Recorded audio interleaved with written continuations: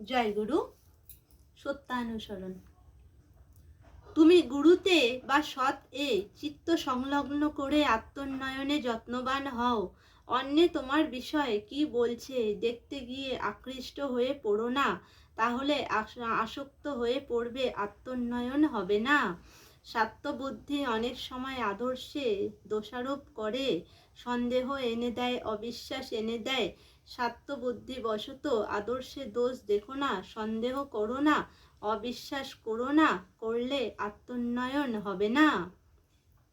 মুক্ত স্বার্থ হয়ে আদর্শ দোষ দেখলে তার অনুসরণ করো না, করলে আত্মোন্নয়ন হবে না।